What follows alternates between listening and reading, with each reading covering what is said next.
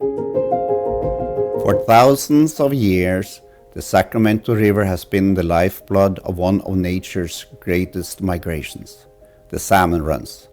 In the late 1800s, California's salmon industry thrived with booming canneries and flourishing coastal towns. Today, those great runs have almost disappeared. The canneries are gone and the salmon fishery struggles to survive. My name is Peter Johnson, and I capture the untold story of how cultural diversity fades when the salmon that sustains it vanishes.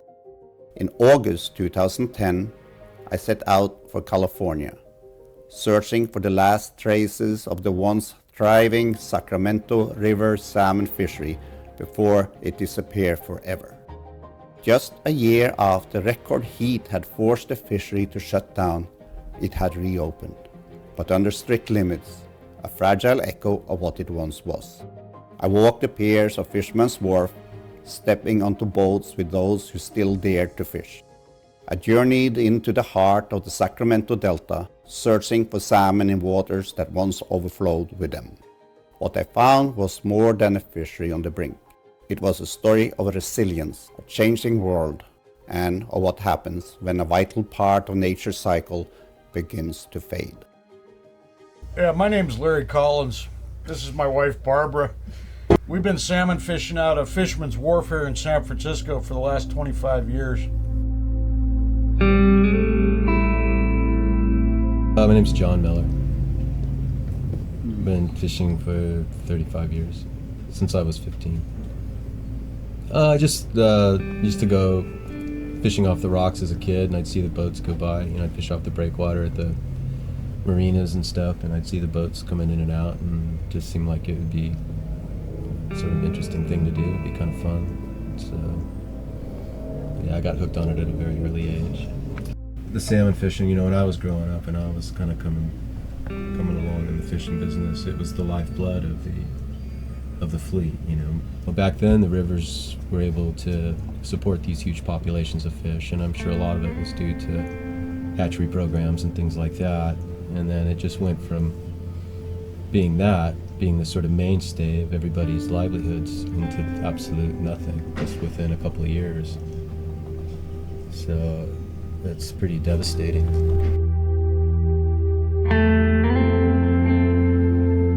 When we started salmon fishing, there were 4,700 permitted salmon vessels in California, and the last time we had a full salmon season in 2007, 293 boats delivered 90% of the fish. So we've gone from basically 5,000 boats down to about 300 or 400 boats. I think there's still 1,000 licensed boats, but the basic fleet is now down to about 400 boats. In 2002, there was about 1.4 million fish produced by this river system here, king salmon, by the Sacramento River system. Last year, with zero fishing, 39,000 fish returned to the Sacramento River.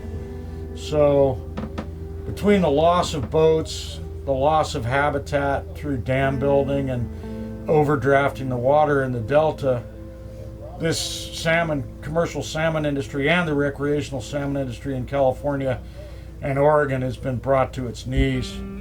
And it's affected everyone we know and we've worked with for 25 years. And people who have to fish because it's in their blood have found somewhere else to fish. So they've gotten Alaskan permits, or they're up in Oregon now.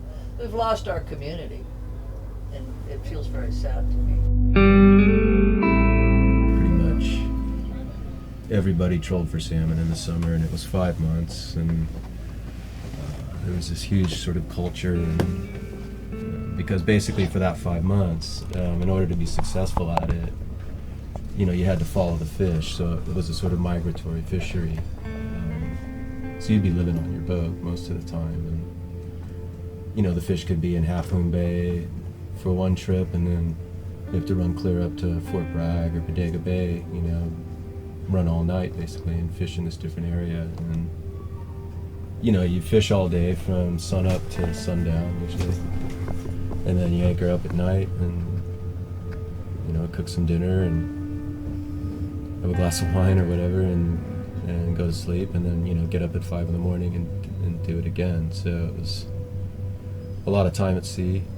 So it builds this, you're basically in this other world, you're in this other reality, and it builds this camaraderie and this, everybody, kind of breaks off into different little groups and, maybe 10 or 15 boats, and they call them radio groups. And so, these people would work together and share information and watch the other groups and keep track of what other people were doing. But, normally you'd have a radio with a scramble chip or some kind of device so that you could have privacy with your conversations. But even before that, before they had those, they would have codes. So you'd have like a code sheet, and you'd say like Baker 25, and then you'd look on the code sheet, and that would mean there's a lot of good sized fish at this certain depth or in this area. So it was kind of fun back then. So we're not having the kind of activity that we usually see in this harbor now. We don't have the fishermen running back and forth between Coast Marine buying their stuff that they need because they just broke everything. Chatting all the time on the dock. It's empty. I miss everybody. I missed it particularly in April when we're getting our boats ready. That's the time of year that, and I used to just hate it. Painting and I just hated it. It was so much work. It was always sunny here. And then this year I thought, oh God, I missed that.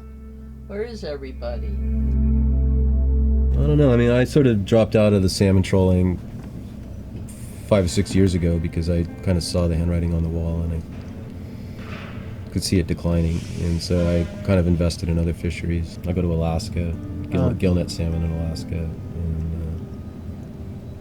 crabs and herring.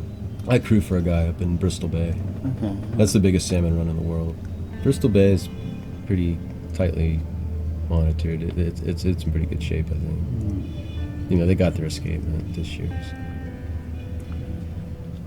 So. There's oceanic conditions and all, but the main thing is the health of the rivers. We were aware of kind of what was happening in the rivers, and they're vulnerable. They have to go up in those rivers to spawn. So if the rivers are compromised and they can't spawn, then obviously there won't be any fisheries. My name is Paul Cadret. I work for the United States Fish and Wildlife Service as a fish biologist, and I've been working in the Stockton Fish and Wildlife Office for 15 years. We mostly monitor for the juvenile Chinook out-migrating through the Delta. That's the life stage that we target. This monitoring project has been in place for about the last 30 years, so it's got a good long-term data set showing those changes over the years, and we're in place looking at changes and impacts to fisheries from the State Water Project and the Central Valley Project. Those are the state and federal versions of water projects moving water from one place to another for agricultural and municipal uses. This is a drought-driven state. I'm a native. I know all about it, and I wish there was some way that they could do the same with water that they do with managing fisheries. That they could manage water use in this state so that it's done in a way that's right for the resources. It's a drought and you're planting trees. You should be planting crops that you can choose to grow or not grow depending on how much water there is. You shouldn't be growing almond trees that you have to water no matter what. The thing is as a commercial fisherman, I've got more regulations on me than any other industry in this nation. I can't do this, I can't do that, I gotta do this, I gotta do that. Say, oh, there's no salmon, you can't work. They don't say to the guy down in the valley with 150,000 acres of pistachios and almonds, hey, there's no salmon, you can't work. They're down there putting permanent tree crops in during drought years. Well, I'm tied to the dock. I mean, I guess I'm not, paying the right politician. I was talking to a guy, and he said, "Boy, you sound really angry." Yeah, I sound really angry. I am really angry. In 1992, the Central Valley Project Improvement Act was passed. At that point, they said there was going to be 800,000 acre feet of water from the federal system that was going to be allowed to flow through the Golden Gate. The state was going to match that with another 800,000 acre feet of water from the state water system that was going to flow through the Golden Gate. Well, guess what? Since 1992, not a drop of that water has flowed through the Golden Gate. And that was an act of Congress. The Bureau of Reclamation is in contempt of Congress for, 18 years now. Yeah, I'm mad about it. In California, here in the Delta area, we have mostly Chinook salmon or king salmon. The Delta is unique in that we have 4 races of Chinook salmon in the Sacramento River: winter run, spring run, fall run, late fall run. So that traditionally there were Chinook salmon, adult Chinook salmon in the Sacramento River year-round, with juveniles immigrating downstream throughout the year, different timing based on the run type. Each one of these fish behaves differently in the river.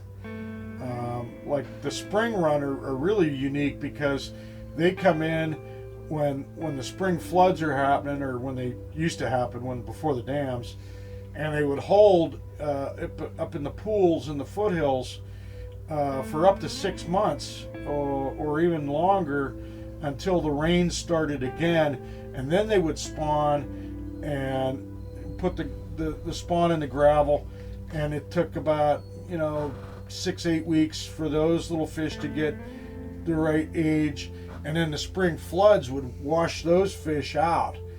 The fall run is different. It comes up the river and immediately spawns, and those fish kind of meander their way down through at a larger size. This was something that developed over thousands and hundreds of thousands of years. There is hope. I mean, this all sounds just, throw your hands up, burn the boat at the dock, slit your wrists.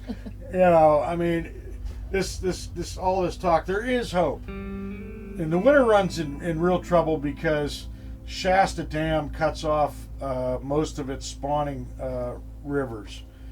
There's only 16 miles of spawning gravel left below Shasta Dam where the winter run traditionally spawned. So it got down to such a low number, and we got together with a lot of different agencies and with the Steinhardt Aquarium and the Bodega Bay Marine Lab, and we raised a generation of winter run fish. Then we took those and released those fish. And before this last decade, or the last 5 years of this decade, the winter run were up to like 7,000 pairs again. And it was only in these last 4 or 5 years, when we were pumping almost 7 million acre feet out of the Delta, that the winter runs numbers got down to, back down to 1,500, and we may lose them. And I mean, that's it. That's the bottom line.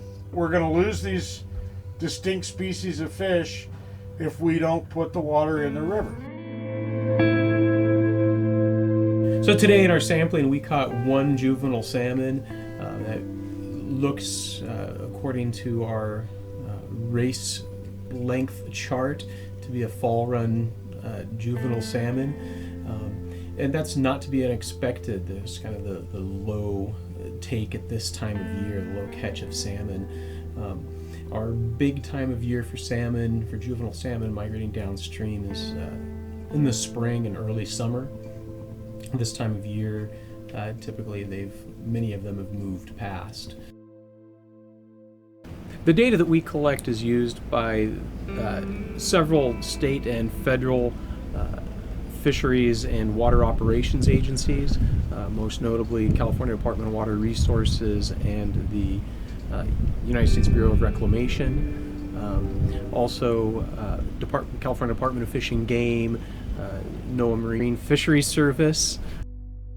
The work that we do here is really important. It helps us to again look at long-term trends so that we can see what sort of impacts the water operations in the Delta might have on native species, especially salmon. It also allows us to have some input into water operation decisions. The data that we collect can be used in a variety of ways, but we can alert water operators if endangered species, such as the winter run salmon, when they're appearing in the Delta and the Sacramento rivers, we can just let all the water agencies know, and they can make operational decisions based on the information that we provide.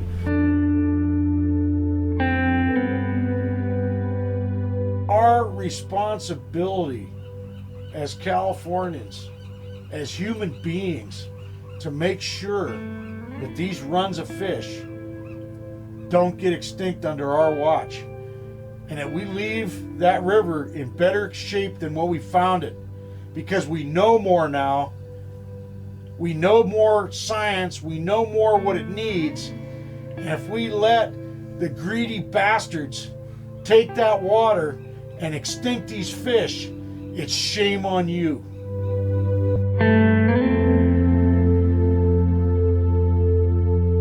If there's nobody left to fight for it and go out and agitate and try and keep the fishery alive, then it'll just go away.